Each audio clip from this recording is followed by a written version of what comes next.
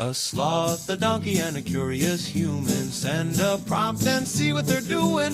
One hits record with a question on his mind. Two brothers pick it up, see what they find. Corn takes his time, Herman's got the facts. Back and forth, they never hold back. My weird prompts, come on in, that's where we begin. My weird prompts, glad you're here. This episode was generated using artificial intelligence. Please verify facts. My Weird Prompts is a community-driven initiative exploring how AI can fuel curiosity and uncover the fascinating ways our world works. GPU compute for this podcast is generously provided by Modal. Learn more at modal.com. Have you ever noticed how some people only seem to get their lives together when everything around them is actually falling apart? It is a weird, almost cruel paradox. You're in the middle of a literal crisis. Sirens are going off, the world is tilting on its axis, and suddenly you are the most organized person in the room. You are hitting every deadline. Your emergency kit is packed, and you actually know where your passport is. Today's prompt from Daniel is about exactly that. He has been finding that during the ongoing conflict in Israel, he has actually been staying on top of things using rigid checklists for household preparations. But he is worried. He is worried that once the adrenaline of this wartime survival mode fades, he is going to go right back to losing his keys and his wallet every single morning. He is afraid the peace will bring back the chaos. It is a fascinating cognitive phenomenon, corn, and it is one that really hits home for a lot of people in high-stress regions right now. What Daniel is experiencing is something we see quite often in high-stakes environments. When the stakes are life or death, or at least very high, the brain is able to bypass some of the typical executive function hurdles that usually trip up someone with attention deficit hyperactivity disorder. The urgency acts as a sort of temporary external scaffolding. It provides the dopamine and the norepinephrine that the ADHD brain usually struggles to regulate on its own. But as Daniel correctly suspects, that is not a sustainable way to live. You cannot rely on a national crisis just to remember where you put your car keys. We call this survival mode functioning, and while it is effective in the short term, it comes at a massive metabolic cost to the nervous system. Right, because eventually the war ends, or you just get used to the sirens, and then you are standing at the front door 10 minutes late for a meeting, wondering if you accidentally threw your wallet in the freezer again. I have seen you do that, Herman Poppleberry. The donkey brain gets overwhelmed and things just disappear into the void. It is like the brain just decides it does not have the bandwidth for the small stuff because it is exhausted from the big stuff. I will have you know the freezer is a very logical place for a wallet if you are trying to keep your assets frozen. But you are touching on the core issue here, which is the transition from survival-based executive function to what we might call sustainable daily habit keeping. We actually have some really fresh data on this from just a few days ago, March 23rd, 2026. NADAL, the Israel Trauma and Resiliency Center, just released a report on something they are calling rolling trauma. It describes how continuous threats reactivate layers of unresolved stress, forcing people into these very rigid, checklist-based safety routines. For Daniel, those checklists are not just a tool, they are a psychological anchor in a storm. The challenge is that when the storm passes, the anchor feels like a weight instead of a help.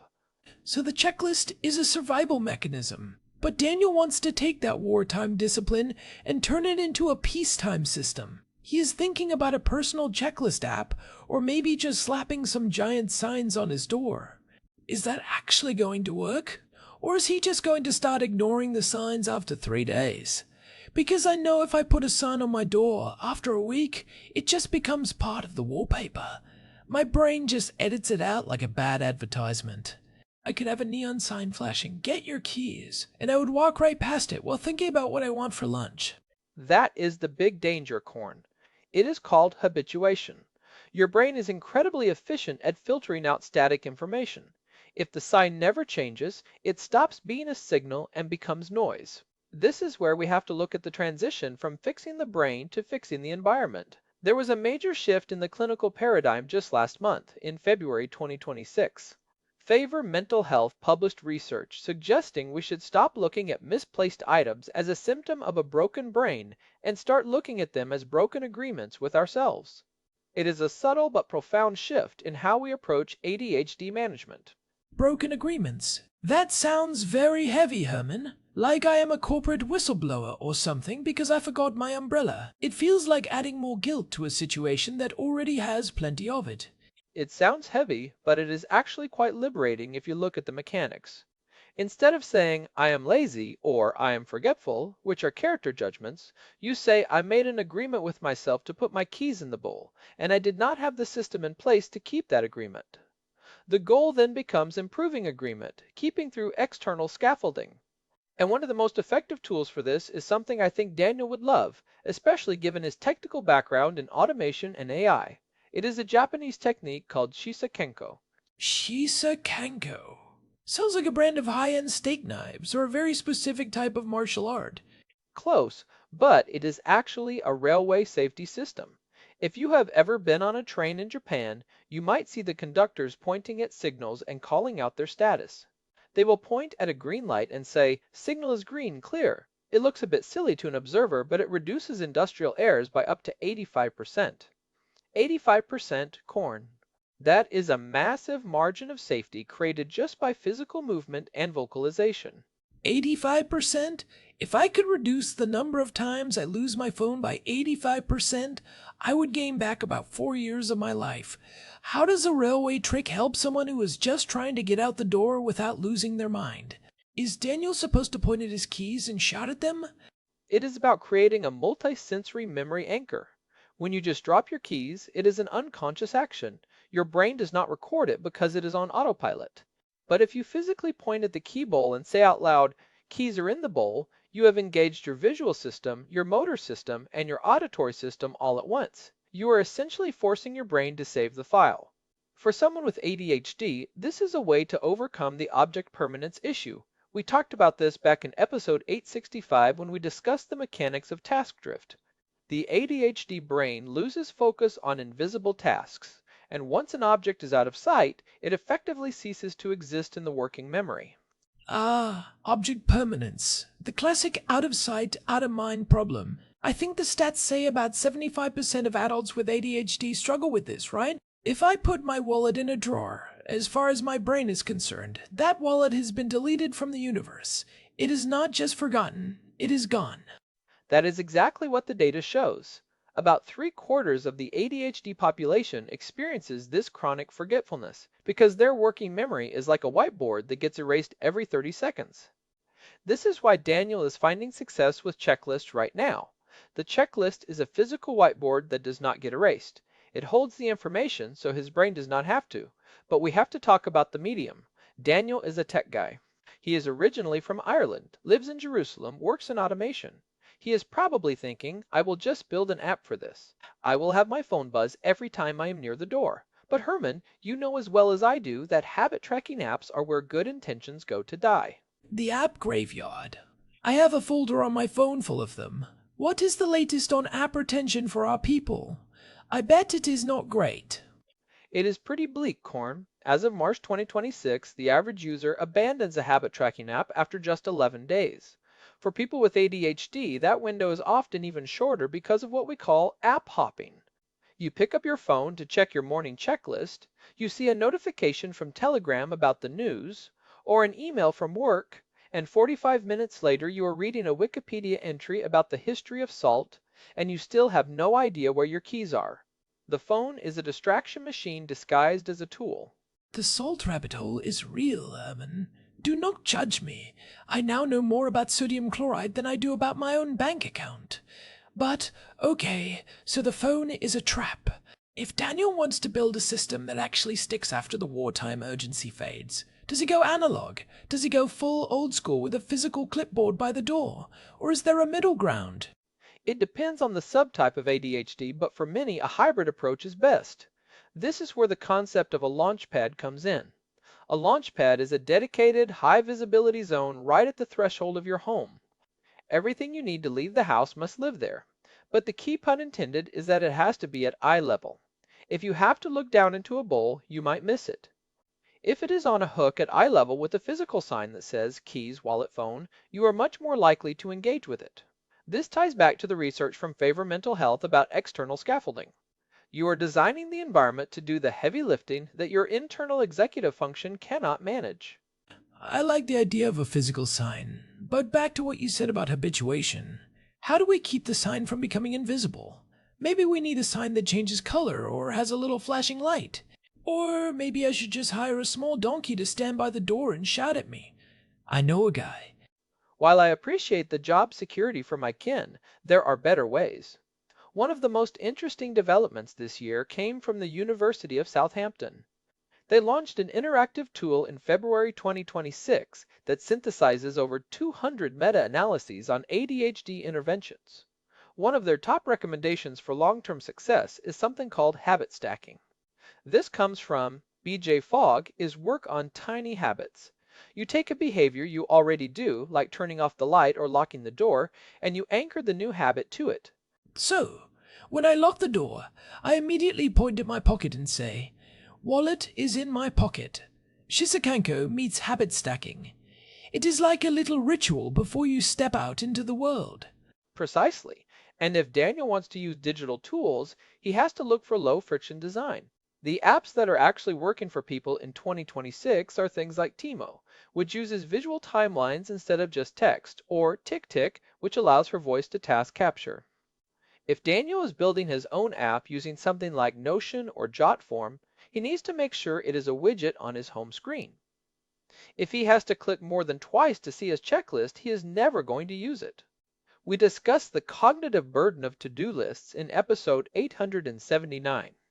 The takeaway there was that the more items on the list, the more likely you are to experience paralysis by analysis. Keep it simple. That is the mantra. So, if we are looking at the technical side, Daniel could use things like AirTags or tile trackers as a backup. But those are reactive, right? They help you find stuff after you have already lost it. Daniel wants to stop losing it in the first place. He wants to prevent the frustration, not just manage it. Trackers are a safety net, not a system. They are for when the system fails. The system itself has to be proactive. I think the most powerful thing Daniel could do is to lean into that Shisa Kanko technique. It sounds silly at first, but the industrial data is undeniable. If he stands at his door, points at his pocket and says, "Wallet, check," points at the bowl and says, "Keys, check," he is building a neural pathway that is much stronger than just a vague intention to be more careful. He is involving the motor cortex and the auditory loop. It is a physical save button for his brain. It is like being the conductor of your own life. I can see Daniel doing that. He is a tech guy. He probably appreciates the efficiency of a proven industrial system. Plus, it gives him a little moment of mindfulness before he steps out into the world. But Herman, we have to address the elephant in the room. The stress. Daniel is in Jerusalem. The mental load of living through a conflict is immense. NATO reported a 30% surge in psychiatric cases since the end of 2023. When your brain is already redlining just to process the news and the safety of your family, you have zero leftover capacity for tracking small items. That is a vital point, Korn. The war is not just a physical conflict, it is a massive tax on everyone is cognitive bandwidth. Daniel using checklists right now is not a sign of weakness or a lack of discipline, it is a brilliant adaptation.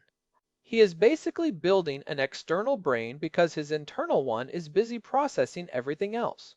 So, if he wants to keep this up, he needs to realize that even in peacetime, life is complicated.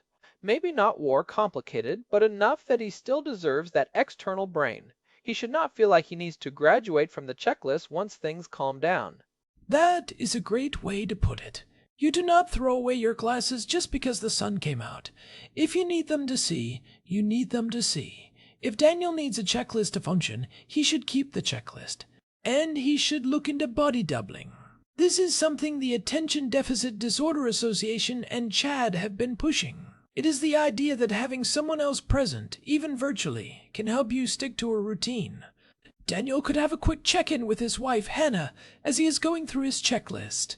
Just saying, "I am doing my out-the-door sweep now," can provide enough social accountability to make the habit stick. Body doubling is incredibly effective because it externalizes the motivation. For the ADHD brain, doing something for yourself is often harder than doing something when someone else is watching or participating. It provides a gentle social pressure that keeps the brain from drifting. And speaking of drifting, Daniel should also be aware of the novelty factor. If the door sign stops working, he should change the font, change the color, or move it to a different spot on the door. Novelty is the fuel for the ADHD brain. When something becomes too familiar, it loses its power to trigger action. By changing the visual cue slightly every few weeks, he can keep his brain engaged. So, move the sign 6 inches to the left or print it on neon pink paper. I like it. It is like a software update for your house. You are keeping the user interface fresh, so the user, which is you, does not get bored and stop paying attention. In a way, it is. We are talking about environment design as a form of automation. Daniel works in automation, so he knows that you want to remove the human element as much as possible from repetitive, error-prone tasks. By creating a physical environment that forces him to interact with his essentials, he is automating his memory. He is taking the willpower out of the equation. Willpower is a finite resource, especially in a conflict zone. System design is infinite. It is fascinating how the wartime experience has highlighted this for him. It is like the stress has stripped away the fluff and shown him what actually works. The challenge now is just not letting the fluff grow back when the pressure drops. He has seen the skeleton of his own productivity, and it is made of checklists and external cues. That is the rolling trauma aspect Nadal mentioned. When you are in it, you are functioning on pure necessity. When you come out of it, you have to consciously choose to keep the structures that served you. Daniel has a real opportunity here to turn a very difficult situation into a long-term upgrade for his quality of life. He is moving from fixing symptoms to improving agreement, keeping. Well, I think we have given him some solid stuff to chew on. From railway safety to habit stacking to the latest research from 2026, it is all about that external scaffolding. Your brain is not broken, Daniel. Your environment just needs a better user interface. You are the architect of your own space. I love that framing. The world is often designed for a very specific type of linear brain, and if yours does not fit that mold, you have to be your own architect. You have to build the ramps and the handrails that allow you to navigate your day without falling. So, what are the big takeaways for Daniel and anyone else who is tired of playing hide and seek with their own wallet every morning? Let us summarize the mission plan. First, implement Shisa Kanko. Point and call your essentials every single time you leave. Keys, check. Wallet, check. Phone, check. It takes 5 seconds and reduces errors significantly. Second, build a launch pad. A dedicated eye level spot for your essentials right by the door. If it is not at eye level, it is invisible. Third, keep your checklist short. 3 to 5 items max to avoid cognitive overload. If you add buy milk and call the bank to your get out the door list, the whole system might collapse. And finally, remember that this is a design challenge, not a character flaw. If the system fails, do not beat yourself up, just tweak the system. And maybe check out the University of Southampton tool if you want to see which interventions have the best data behind them. It is always good to have the science in your corner, especially when you're fighting your own biology. Definitely. And if you are interested in the deeper mechanics of why our brains drift in the first place, episode 865 is a great companion to this discussion. We dive deep into the executive function bottleneck there and explain why just trying harder is a recipe for burnout. I think we have covered a lot of ground today. It is a heavy context, Daniel, and we are all rooting for you over there in Jerusalem. There is a lot of hope in these systems. You are already doing the hard work by recognizing what works for you during the tough times. Now you just have to carry that torch forward into the peace. It is a journey for sure, but with the right scaffolding, it is a much easier one to walk. You are building the bridge while you are walking on it, and that is okay. Well, that is about all the time we have for this one. This has been a really interesting dive into how we can turn survival tactics into long-term success. Thanks as always to our producer, Hilbert Flumingtop, for keeping the gears turning behind the scenes and making sure we do not lose our own keys. And a big thanks to Modal for providing the GPU credits that power this show and allow us to explore these topics in depth. We literally could not do this without that technical support. This has been My Weird Prompts. If you are enjoying the show, maybe leave us a review on whatever app you are using to listen. It really does help other people find us, and it keeps the algorithm happy. We will be back soon with another prompt from Daniel. Until then, stay curious and keep building those systems. And keep your keys in the ball. Seriously, Daniel, use the ball. See ya. Goodbye, everyone. This episode was generated using Gemini Flash 3. Text-to-speech engine was Chatterbox. Thanks for listening to our show, my weird prompts.